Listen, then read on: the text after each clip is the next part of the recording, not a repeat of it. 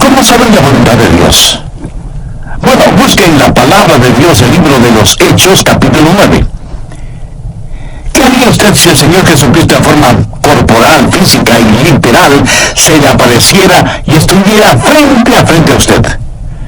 Creo que lo primero que usted haría sería ponerse de rodillas y adorarle, ¿verdad?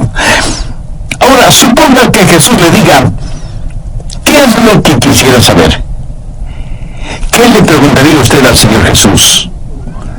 ¿Sabe qué es lo que yo le preguntaría? Señor, ¿qué quieres que haga? Ahora un episodio así sucedió literalmente. El Señor Jesús se le apareció a un hombre llamado Saulo, y Saulo hizo esa pregunta. Leamos Hechos, capítulo 9, versos 1 y 2. Saulo, respirando aún amenazas y muerte contra los discípulos del Señor, vino al sumo sacerdote y le pidió cartas para las sinagogas de Damasco, a fin de que si hallase algunos hombres o mujeres de este camino, los trajese presos a Jerusalén. En simple español eso significa que él tenía autorización para perseguir a los cristianos, ponerlos en la cárcel y llevarlos a Jerusalén para que sean enjuiciados. En su viaje, estando cerca de Damasco, una luz intensa que venía desde el cielo los rodeó. Saulo se cayó de su caballo y, estando en tierra, oyó una voz que le decía, Saulo, Saulo, ¿por qué me persigues? Él dijo, ¿quién eres, Señor? Y él le dijo, yo soy Jesús a quien tú persigues. Dura cosa te es dar coces contra el aguijón.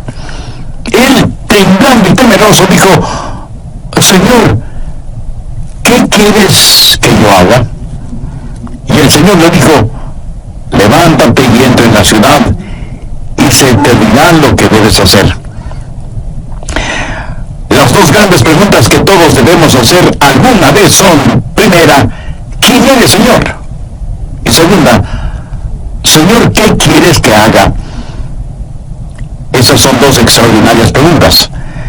Y el apóstol Pablo invirtió el resto de su vida encontrando las respuestas a esas preguntas. ¿Quién es Jesús? ¿Y qué es lo que Jesús quería que él hiciera?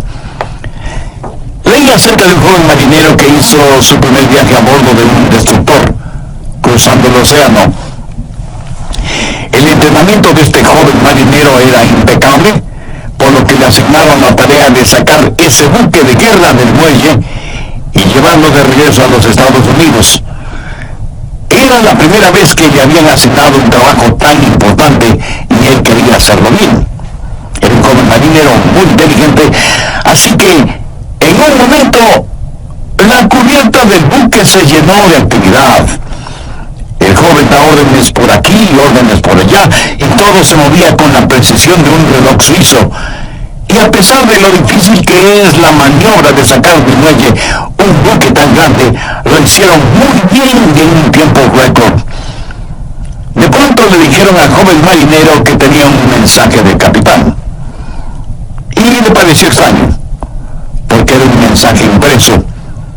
Pero lo leyó, y esto es lo que decía el mensaje. Joven, ha realizado un excelente trabajo. Lo ha hecho velozmente, todo de acuerdo a las normas y reglamentos. Pero hay una regla no escrita que no tomó en cuenta. La próxima vez que saque un buque del muelle, asegúrese de que el capitán está a bordo. Este joven marinero hizo todo muy bien, pero dejó al capitán en tierra. Quiero decirle, mi amigo, que no importa cuán inteligentes sean sus planes o cuán capaz sea usted, antes de navegar hacia algún lado, asegúrese de que el capitán esté a bordo. Asegúrese de saber cuál es la voluntad de Dios. Ahora, ¿cómo saber la voluntad de Dios? Busque Jeremías 10, verso 23. Ni del hombre que camina es el ordenar sus pasos. De la vida de Saulo, quien más tarde fue el apóstol Pablo, podemos aprender por lo menos tres cosas, y oro que el Espíritu Santo de Dios las grabe en su corazón. Primero, una guía es prometida. ¿Y qué bendición es esta? Dios Dios ha prometido guiar. Mire Hechos 9, la parte final del verso 6. Y el Señor le dijo, levántate y entra en la ciudad y se te dirá lo que debes hacer. No creo que Jesús pudo haberle dado una mejor promesa que esta. Y usted dirá, pastor, eso es lo que el Señor le dijo a Saulo, pero no me lo ha dicho a mí. Déjeme darle algunos versículos. Efesios 2:10. Porque somos hechura suya, creados en Cristo Jesús para buenas obras, las cuales Dios preparó de antemano para que anduviésemos en ellas. ¿Qué es lo que esto significa?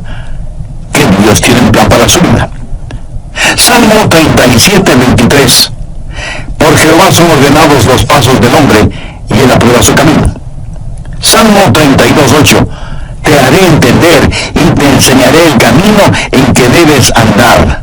Sobre ti fijaré mis ojos. ¿No es esa una hermosa promesa? Y ahora Isaías 58:11. Jehová te pastoreará siempre. Proverbios 3, versos 5 y 6. Fíjate de Jehová de todo tu corazón, y él enderezará tus veredas. Mi amigo, la voluntad de Dios viene a nosotros de tres formas. Primero, viene como su voluntad soberana. La voluntad soberana de Dios siempre se realiza. Nadie puede cambiarla ni detenerla. Dios es Dios y realiza lo que desea hacer, porque no hay nadie que pueda oponerse a su voluntad. La voluntad de Dios es misteriosa, es desconocida. Ni usted ni yo podemos conocerla, solamente Dios la conoce. Deuteronomio 29:29 dice, las cosas secretas pertenecen a Jehová nuestro Dios, mas las reveladas son para nosotros y para nuestros hijos para siempre. Las cosas secretas pertenecen a Dios. Usted será una persona mucho más feliz si renuncia a ser Dios y deja que Dios sea Dios. Hay ciertas cosas que usted nunca entenderá, sino hasta cuando llegue al cielo, si es que es salvo. Y cuando esté allá, le aseguro que ya no tendrá interés en saberlas. Las cosas secretas pertenecen a Dios. Esa es la voluntad soberana de Dios. En segundo lugar está la voluntad moral de Dios. Hay ciertas cosas que Dios dice que son correctas y otras que son incorrectas. Por ejemplo, el robo, la fornicación, el asesinato, el orgullo, la mentira son cosas incorrectas. En cambio, el amor, la justicia, la honestidad, la pureza, la bondad, el respeto, la consideración son cosas correctas. Esta es la voluntad moral de Dios. Y no va a cambiarla para mí, ni va a cambiarla para usted. Son normas fijas de lo bueno y lo malo, porque Dios así lo ha decretado. ¿Estamos de acuerdo? La voluntad moral de Dios la encontramos en la palabra de Dios, sin titubeos, sin tartamudeos, ni apologías, ni vacilaciones. Dios dice, esto es bueno o esto es malo. Es la voluntad moral de Dios, y no la va a cambiar absolutamente por nadie. En tercer lugar, está la voluntad particular de Dios. Esto es, la voluntad especial de Dios para usted, no para mí. Dios tuvo una voluntad especial para Saulo. Por ejemplo, mire en Hechos 9:15. El Señor le dijo, ve, porque instrumento escogido me es este para llevar mi nombre en presencia de los gentiles y de reyes y de los hijos de Israel, porque yo le mostraré cuánto le es necesario padecer por mi nombre. Dios tuvo un plan muy especial para este hombre. Pablo sería un apóstol a los gentiles. Era un vaso escogido. Verá, eso es muy importante para mí. Dios lo escogió en forma muy particular para que sea un vaso especial. Y Dios tiene una voluntad especial para cada uno de nosotros. Por ejemplo, fue la voluntad soberana de Dios que un hombre llamado Adrian Rogers sea parte de los elegidos de Dios. Aleluya. Yo francamente no lo entiendo, pero me regocijo. Es la voluntad soberana de Dios. En forma soberana, Dios derramó su amor sobre mí y me salvó, y agradezco a Dios por eso. Y luego fue la voluntad moral de Dios que yo me casara con una cristiana. La Biblia dice que no debemos unirnos en yugo desigual con los incrédulos. Por lo tanto, sé que Dios tiene una voluntad moral para que, si me case con una creyente en el Señor Jesucristo. Y para mí, Dios tuvo una voluntad particular, y su nombre es Joyce. La voluntad soberana de Dios trabajó en mi vida. La voluntad moral de Dios estuvo en mi esposa. Sabía que quería casarme con una muchacha cristiana. Y cuando iba a dejar a casa a Joyce después de haber estado en mi iglesia, o después de algún juego de fútbol en la universidad, al regresar a mi casa oraba: oh Dios, quisiera casarme con Joyce. Y creo con todo mi corazón que Dios contestó mi oración, porque estaba dentro de su voluntad. Y Dios me dio esa maravillosa y especial mujer para que sea mi esposa. Dios tiene un plan para su vida. Dios tiene una voluntad particular para su vida. El por qué Dios está interesado en usted y en mí solo muestra la grandeza de su amor. Somos menos que una partícula de polvo en el océano de la existencia, y sin embargo, Dios nos conoce. Él sabe nuestras idas y venidas, sabe cuando nos sentamos y cuando nos ponemos de pie. Aún los cabellos de nuestra cabeza están contados. Y Dios no solo que nos ama, sino que también cuida de nosotros. Un niño comenzó a orar el Padre Nuestro y dijo: Padre nuestro que estás en los cielos. ¿Cómo es que sabes mi nombre? Se imagina, Él sabe nuestro nombre. De entre los billones de seres humanos que existen y que son preciosos para Él, Dios sabe el nombre de cada uno de sus hijos. La voluntad de Dios está prometida. Guía y liderazgo es su promesa. ¿La tiene usted? Dios ha prometido guiarle, pero sabe que hay 6 errores o mitos acerca de la voluntad de Dios. Espero y oro que podamos desterrarlos de nuestras mentes para siempre. Son mitos que necesitan ser destruidos. Primero, que Dios le dará un mapa para su vida. Y eso no es cierto. No lo hará. No se lo dio al apóstol Pablo entonces, y no se lo dará a usted ahora. La voluntad de Dios para usted no es un mapa, es una relación. Cuando Él guió al pueblo de Israel por el desierto, ¿cómo lo guió? ¿Le dio algún mapa? No. Pero les dio las columnas de fuego y nubes para que las siguieran y para que el pueblo se mantuviera relacionado con Él. A muchos nos gustaría tener un mapa y decir: vamos a ir a este lugar y luego iremos a este otro lugar, y más tarde aquí y más tarde allá. Pero Dios es el que quiere hacer eso, y me alegro de que sea así, aún para mantener la parte romántica del asunto. De otra manera, todo carecería de emoción y hasta de sentido de reverencia y temor, si supiéramos lo que mañana tiene para nosotros. Cuando estudiaba en la universidad, un día otro joven que se estaba preparando para ir al pastorado se sentó junto a mí y me dijo: Adrián, ¿sabes lo que hice la semana pasada? Le dije que no lo sabía. Y él prosiguió: estuve en Memphis, en Tennessee, y fui a ver al doctor Lee. De paso, debo decir que el doctor Lee fue con toda seguridad el más grande, cordial, santo y elocuente ministro que yo haya conocido. Así que ese joven y neófito teólogo, al decirme que estuvo para verse con el doctor Lee, me dejó poco menos que asombrado. Y pensé: ¿cómo logró entrar? ¿Y cómo el doctor Lee pudo perder el tiempo con un joven imberbe como él? Yo pensaba todo eso y al mismo tiempo me decía: ¿cómo me hubiera gustado a mí hacer lo mismo? Hubiera sido como decir: estuve en Washington y fui a ver un ratito al presidente de los Estados Unidos. Así que, picada mi curiosidad, le dije: a ver, cuéntame, ¿cómo lo lograste? Me dijo que llegó hasta la oficina de la secretaria y le preguntó si podía ver al doctor Lee. Ella me dijo que sí, pero solo por unos pocos minutos. Ella entró en la oficina del doctor Lee, conversaron brevemente sobre varias cosas, y finalmente el doctor Lee oró con y por el joven estudiante.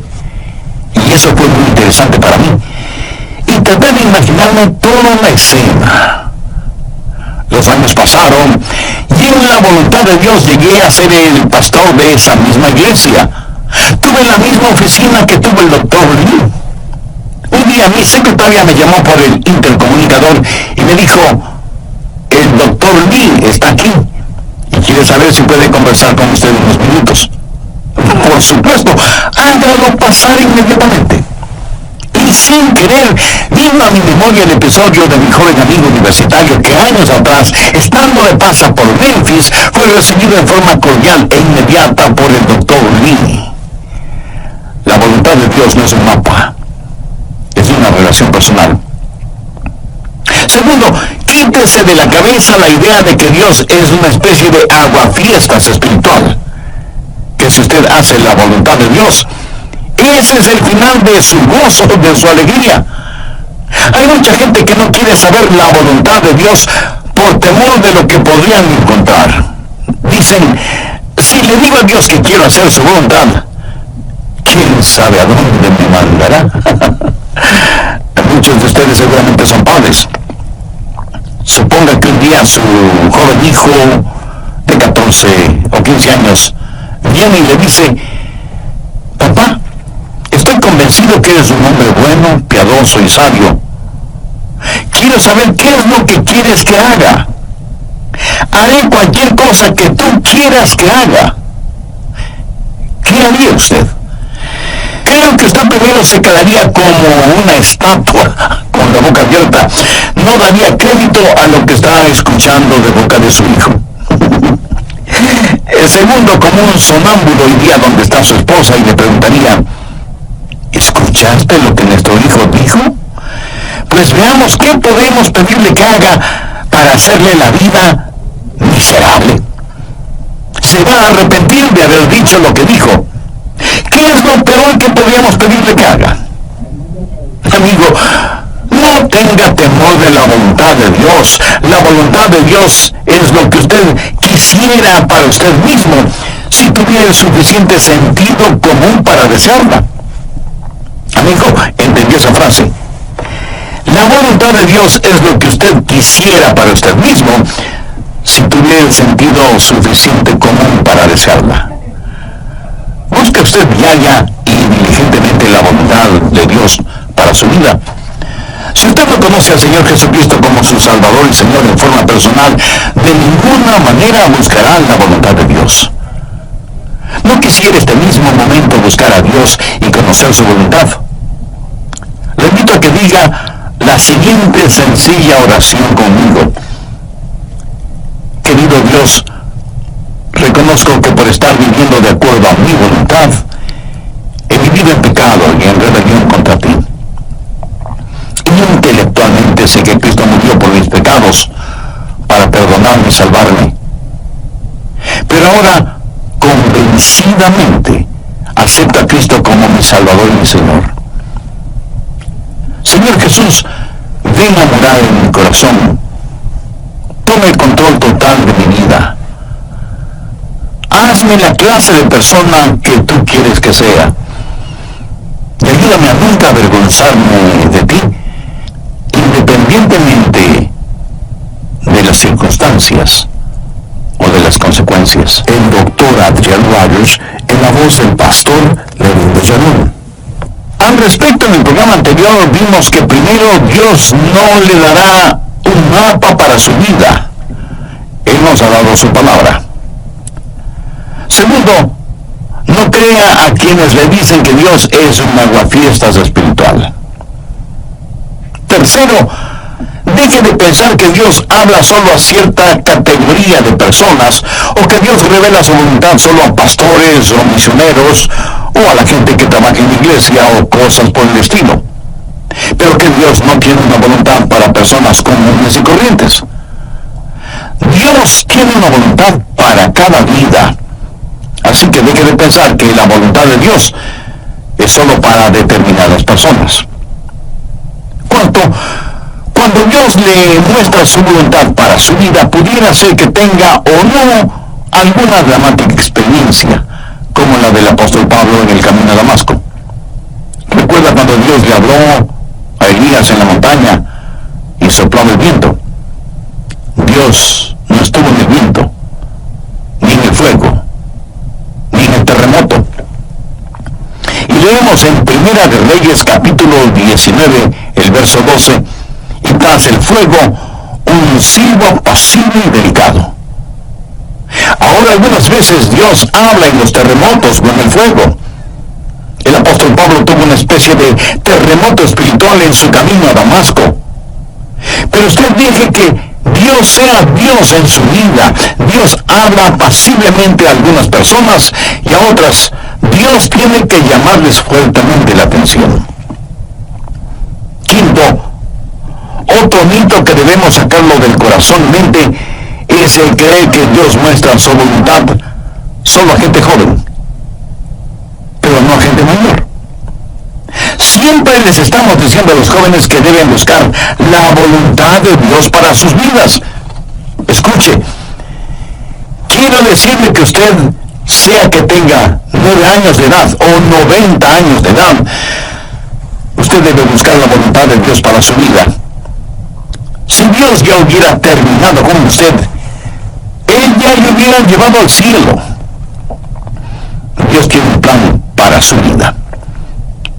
Sexto, el último mito que necesitamos destruir es el que dice que de alguna manera Dios oculta o esconde su voluntad de nosotros. Pensemos nuevamente en el joven que está frente a su padre, quien le dice: hijo, hay algo que quiero que hagas, y si lo haces, te daré una buena recompensa. Pero si no lo haces, te llevaré a tu cuarto y aplicaré la vara de la disciplina donde termina tu espalda. Y el hijo responde: bueno, papá, ya que lo explicas de esa manera, ¿qué es lo que quieres que haga? Y el padre le responde: pues no te lo voy a decir. Tú debes descubrirlo. Pregunto, ¿qué clase de padre haría una cosa así? Dios no esconde su voluntad de nosotros. Todos los versículos que hemos visto dicen que Dios quiere revelar su voluntad, que Dios quiere mostrarnos su voluntad. La voluntad de Dios no es una especie de tesoro de piratas, escondido quién sabe dónde. Segundo, la guía es provisional. Hay ciertas provisiones que están en juego antes de que usted conozca la guía de Dios. Por ejemplo, en primer lugar, debe haber disponibilidad. Miremos nuevamente Hechos 9:6. Él, temblando y temeroso, dijo: Señor, ¿qué quieres que yo haga? Ahora, eso presupone que él quiere hacer lo que Dios quiere que él haga. Mucha gente quiere hacer su propia voluntad, pero que Dios ponga su sello de aprobación.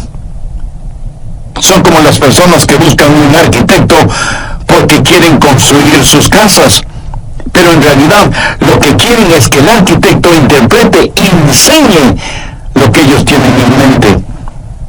Y eso está bien cuando se trata de construir una casa, pero no está bien cuando se trata de construir una vida. La pregunta de Pablo fue: Señor, ¿qué quieres que yo haga? Eso quiere decir: Señor, tú estás en control, no yo. Encaminará a los humildes por el juicio y enseñará a los mansos su carrera. ¿Es usted humilde? ¿Manso? Si no lo es, usted no estará disponible. Si no lo es, no conocerá la voluntad de Dios. Pero no solo debe haber disponibilidad y mansedumbre, sino también, y en tercer lugar, debe haber apertura. Apertura. Pablo buscó la voluntad de Dios inmediatamente, y él oró y dijo: Señor, muéstrame tu voluntad. ¿Ha estado usted abierto a la voluntad de Dios? Y no es cuestión de simplemente decir: si Dios quiere mostrarme su voluntad, lo hará. Ahora, orado usted en forma honesta y sincera diciendo: Señor, yo quiero conocer tu voluntad? ¿Se reporta usted para servicio diario delante de Él? Después de conocer al Señor Jesús, usted va a ser como Pablo y decir: Señor, ¿qué quieres que yo haga? Y aún hay otra provisión. Hechos 9, versos 8 y 9. Entonces Saulo se levantó de tierra y abriendo los ojos no veía a nadie. Así que, llevándole por la mano, le metieron en Damasco, donde estuvo 3 días sin ver, y no comió ni bebió. ¿Puede imaginarse eso? Aquí está este hombre que capturaba y encarcelaba a muchos, y ahora ciego, es tomado de la mano para ser guiado.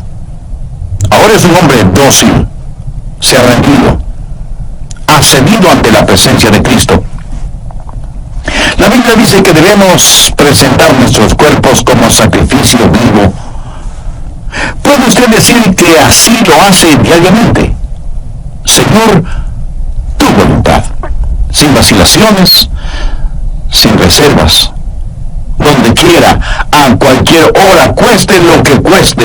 ¿Se atrevería usted a decirlo? ¿Se ha rendido completamente a la voluntad de Dios? Decimos: Señor, yo quiero conocer tu voluntad. ¿Está listo para hacerla si Dios demostrara su voluntad? Tercero, es una guía práctica. Dios nos ha dado formas muy prácticas para que podamos conocer su voluntad, y están aquí en su palabra. Una de las formas de conocer la voluntad de Dios es por medio de los milagros. Miren lo que le sucedió a Saulo. Estando en el camino rumbo a Damasco, cuando repentinamente le rodeó un resplandor de luz del cielo, y cayendo en tierra, oyó una voz que le decía: Saulo, Saulo, ¿por qué me persigues? Dios puede hablarle a usted por medio de visiones, o por medio de sueños, o por medio de una voz audible. Dios puede hablarle y guiarle por medio de un milagro. Y me apresuro en decir que normalmente Él no nos guía con milagros, pero de vez en cuando lo hace. Ahora, toda vez que tenemos la Biblia completa, esa clase de milagros no son necesarios en la actualidad, y no es la forma normal de Dios para guiarnos. Pero no menciono porque está en la palabra de Dios. Pero si usted tiene una visión, o un milagro, o un sueño, o lo que sea, será mejor que las compare con las otras cosas que voy a mencionar para ver si encajan unas con otras. Y no es una mera autosugestión.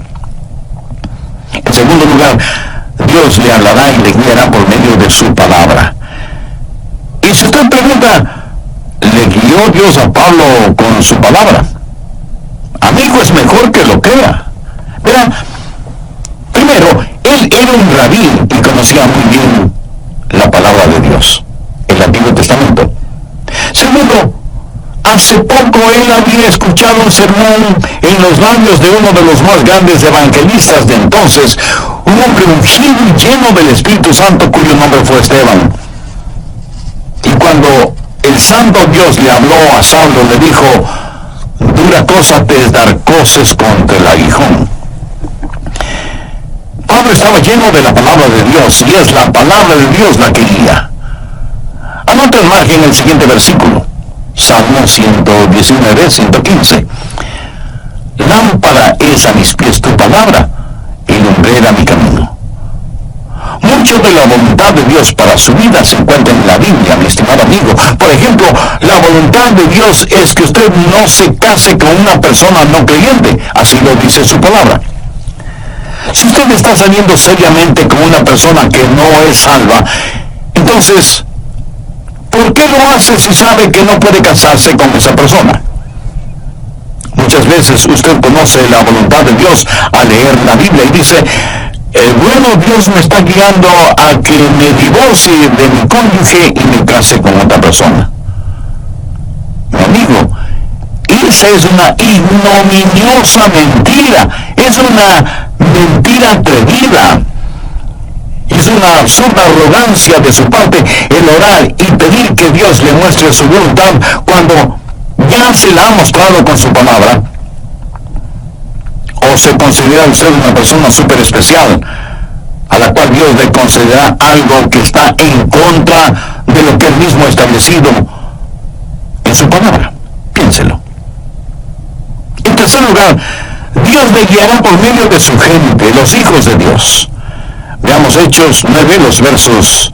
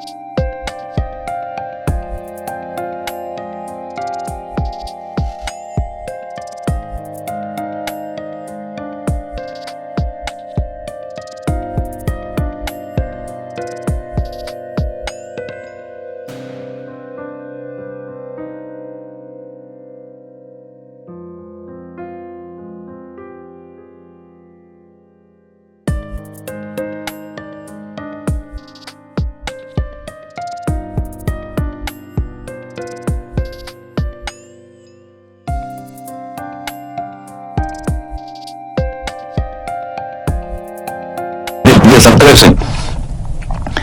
Había entonces en Damasco un discípulo llamado Ananías, a quien el Señor dijo en visión: Ananías. Y él respondió: Heme aquí, Señor. Y el Señor le dijo: Levántate y ve a la calle que se llama Derecha y busca en casa de Judas a uno llamado Saulo de Tarso, porque he aquí él ora, y lo utilizó para confirmar su voluntad en la vida de Saulo. En Proverbios 24:6 leemos: en la multitud de consejeros está la victoria. ¿Qué quiere decir eso? Que cuando Dios le habla a usted acerca de algo, muchas veces Dios lo confirmará por medio de alguien más. Mateo 18:16 dice: toma aún contigo a uno o dos, para que en boca de dos o tres testigos como usted toda palabra. No sea ni orgulloso ni arrogante pensando que usted no necesita el consejo de otras personas. La única manera en que Dios confirma su voluntad para usted es por medio del Espíritu Santo. Hechos 9:17 dice: fue entonces Ananías y entró en la casa, y poniendo sobre él las manos dijo: hermano Saulo, el Señor Jesús, que se te apareció en el camino por donde venías, me ha enviado para que recibas la vista y seas lleno del Espíritu Santo. Y desde ese momento el Espíritu de Dios estuvo guiando a Saulo, quien más tarde escribió a los romanos: porque todos los que son guiados por el Espíritu de Dios, estos son hijos de Dios. Y en Gálatas 5:18 Pablo dice: pero si sois guiados por el Espíritu, no estáis bajo la ley. El Espíritu de Dios le guiará. Déjeme decirle cómo el Espíritu Santo le guiará. Si alguna vez ve a alguna persona con convulsiones, seguramente está controlada por el diablo. Dios no grita y Dios no empuja. Dios susurra y guía. Él guía a sus ovejas. No las está llevando al matadero, las lleva a pastos verdes. Y es mejor que usted sea sensible para escuchar al Espíritu Santo y reconocer la voz de Dios. Finalmente, usted puede conocer la voluntad de Dios por la sabiduría de Dios. Él le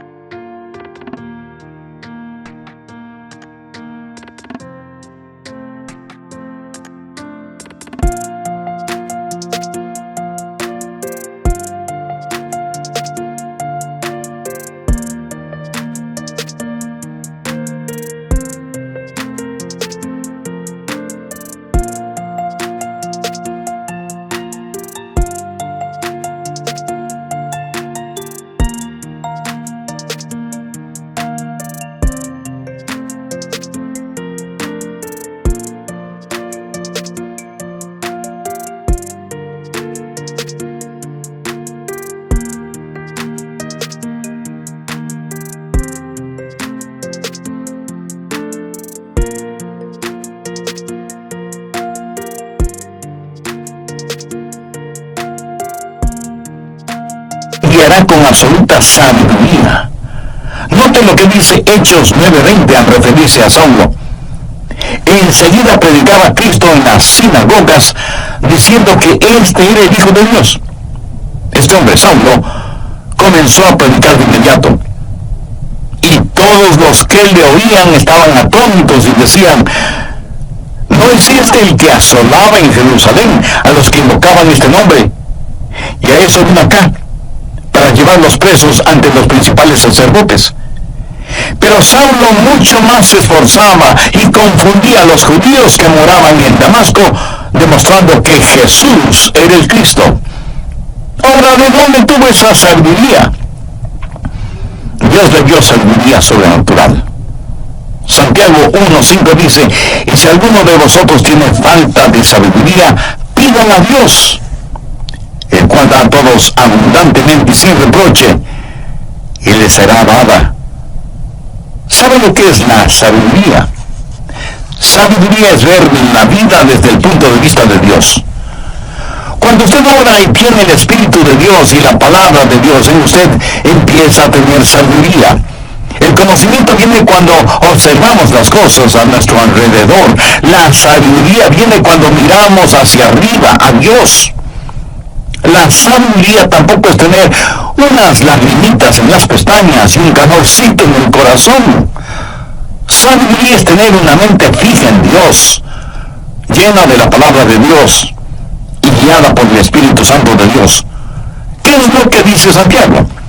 Que si pedimos a Dios que nos dé sabiduría, Él nos la dará y seremos guiados por la providencia de Dios.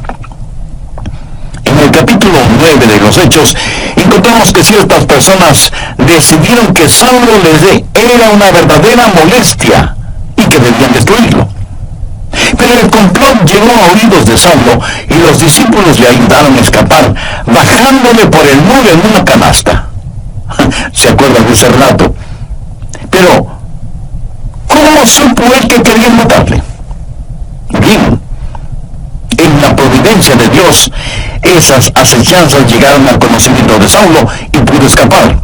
La providencia de Dios. Dios abre puertas y Dios cierra puertas.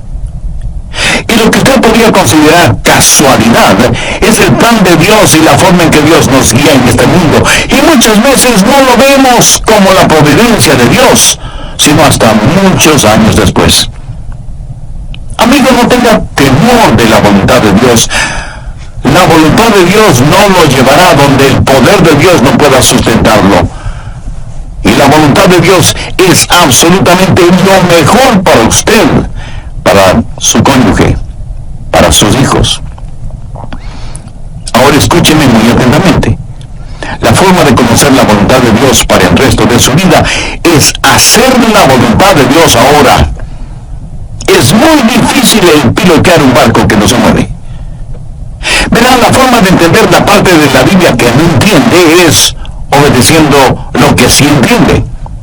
La manera de saber acerca del futuro es obedeciendo a Dios ahora en el presente. Y si usted tiene interés en poseer la voluntad de Dios para su vida, le diré lo que el apóstol Pablo dijo hace ya tantos siglos. Señor, ¿quién eres? Señor, ¿qué quieres que yo haga? ¿Quién es el Señor? Es el Hijo de Dios que murió por sus pecados y quiere que usted lo reciba ahora mismo en su corazón como su Salvador y su Señor. Y le prometo, basado en la autoridad de la palabra de Dios, que si usted entrega a Jesús su corazón, Él le perdonará sus pecados, Él entrará a morar en su vida por medio del Espíritu Santo, y cuando Él le llame a